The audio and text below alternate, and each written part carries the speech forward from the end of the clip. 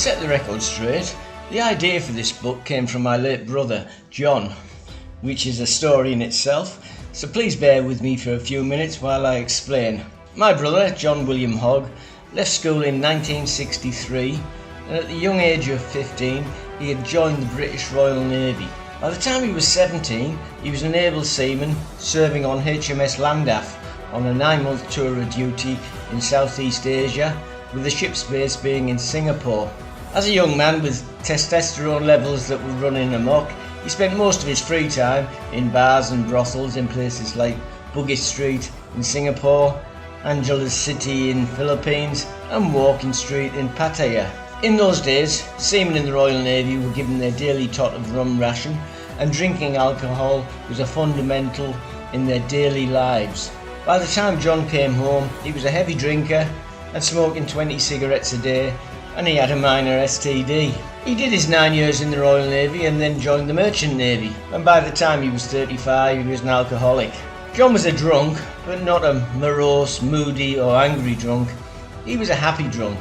He could handle his drink well, and he could still do his job on board the ship. And although it's frowned upon today, with most shipping companies having a dry ship policy, in those days heavy drinking was part and parcel of working at sea. John had moved from Middlesbrough to London in the 1980s, and his family were living in Surrey Quays, about 1.5 miles from Deptford High Street in London, where the Stratton brothers' murders took place. In 2007, John was diagnosed with throat cancer, probably due to his now 30-a-day cigarette habit. He eventually went into hospital to have the cancer removed, and he struck it lucky as the surgeons removed the cancer and it never returned. But then he struck it unlucky. While he was in the hospital ridding his body of the cancer, he caught golden staph, a flesh-eating disease which was rife in some of London hospitals at that time. To cut a long story short, the infection was very bad and they had to cut away half his face and jaw to try to stop the disease from spreading. The disease also infected his throat, and he was unable to eat solid foods for the rest of his life, and he survived on thickened liquids with added nutrients. This cured his alcoholism, as he could no longer drink thin drinks as they made him choke, and he could only take tiny sips of water to quench his thirst. It also stopped his 30-a-day cigarette addiction, as he could no longer breathe in the smoke. If that wasn't bad enough, his speech was impaired and he had to try to learn to talk again. John never got his full speech back, and he always carried a pad and pen around with him so that he could communicate if people could not understand him. Now, for most people, having half their face cut away and looking someone like who had escaped from P.T. Barnum's freak show, those are his words, not mine, and unable to eat or drink properly and with a speech impediment, that would be an end to their life. I know that it would be if it was me. I would retire to my bedroom, had my liquid meal sent up to me, and never wanted to see or talk to anyone ever again. But John was made of stronger stuff than me, and still wanting to live his life and work and earn a living, he applied to film companies to work as an extra. There are many film companies that need people in their films to look like they have deformities, or look much different to everyday people, and they have makeup artists and special effect departments to do this. But John didn't need makeup or special effects. He was a natural, and he was in high demand. He played a prisoner in Jack the Giant Slayer, a prisoner again in Great Expectations. He was a hospital patient in the English television drama Top Boy. He stood in front of Jude Law in a dole queue in the movie Alfie, and he appeared in many other British films and television productions. While working as an extra, he heard of a Royal Naval charity that was offering grants to ex-Royal Naval seamen for them to go back to school or university to help them restart their lives when they left the Navy. John applied and went for an interview and was offered a full grant. He then enrolled for a 3-year drama and writing course at Greenwich University. John was always good at making up and telling stories, and his handwriting was meticulous. In another life he would have been a great author. It's here that this story begins. John loved the course and his teachers loved him, as he was a very gifted student and eager to learn. Over the next few years he excelled at his course and started to look for a writing project that he could make his own. He knew that he'd wasted a lot of his time through alcoholism, and for the first time in 45 years his brain was working to full capacity without the alcohol and cigarettes making his decisions for him. He came across a little known story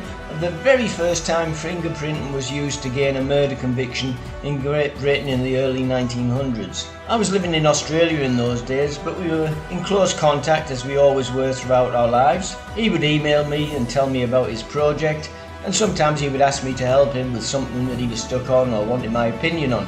I knew that the story had taken over his life and that he was happy. And then in June 2014, I got a call from Jane, his partner, saying that John would like to see me, but he didn't like to ask. And as he couldn't fly to see me in Australia because of his illness, would I come to London to see him? My wife Colleen and I talked about it. We both loved John, so we decided that we'd fly to London together to visit him. A week later we arrived in Heathrow and booked into a hotel close to where John was living, and the next morning we took a taxi to his house. When I saw John, I could see that he deteriorated significantly since the last time that I'd seen him, and he was a lot sicker than I had originally thought. We spoke about our families and our lives and reminisced about our childhood that we'd spent together, and we eventually got round to his project. John told me all about it, where he was up to, who the main characters were, and his plans to release it as a screenplay when it was finished. He said that he was having problems with writing as his hands and fingers were not strong for holding a pen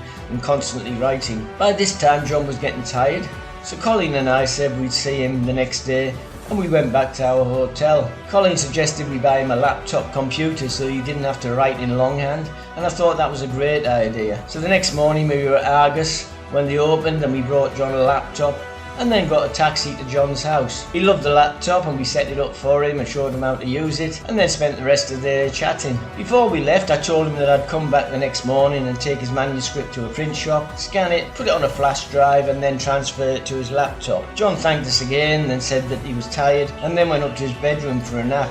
3 hours later, Jane phoned to tell us that she'd gone to wake John up and he'd died in his sleep. So, fast forward 3 years, Colleen and I have broken up after nearly 50 years together, and I'm now retired and living in Koh Samui in Thailand, and I've started to write travel books on Thailand and Southeast Asia. The first book I wrote, to my surprise, was picked up by a publisher, and I was offered a publishing contract. Over the next few years I released 4 more travel books and a biography, and found that just like John, I enjoyed writing and being an author. I normally write my travel books during the wet season in Thailand, as it can rain every day for a few months, so it's an ideal time to stay home and write. In 2020, when the wet season was approaching, I decided I was getting bored writing travel books and realised that I needed a new challenge. I spent some time thinking about other subjects to write about. Then one morning I woke up and had a light bulb moment when John's story of the Stratton brothers came to mind. I'd never spent much time reading about the case before, but when I started to do some research into the murders, although there wasn't that much information on the internet, what I did find out was fascinating, and I could understand why John had chosen it and how it had taken over his life. John was writing this story on the Stratton brothers as a screenplay. I wouldn't know a screenplay if it jumped up and bit me on the leg, so I wrote it as a novel. The last time I spoke with John, that day in May 2014, we were joking around and I asked him who he would want to play the leading role when his screenplay was picked up by some major film company. He told me that Jude Law was really nice to him and a great actor when he was an extra standing next to him on the dole queue in Alfie, so he should play Alfred Stratton. We delved deeper into his list of actors playing his movie, and he named some actors who he had met and who had played supporting roles to him during John's acting career. He decided that Ewan McGregor would play Albert Stratton and Ian McShane would play Chief Inspector Fox, Bill Nighy Chief Prosecutor Muir, Emily Tomlinson would play Kate, and Amelia Clark would play Annie. So if you're looking at this video, Jude, Ewan, Ian, Bill, Emily or Amelia, get your people to call my people.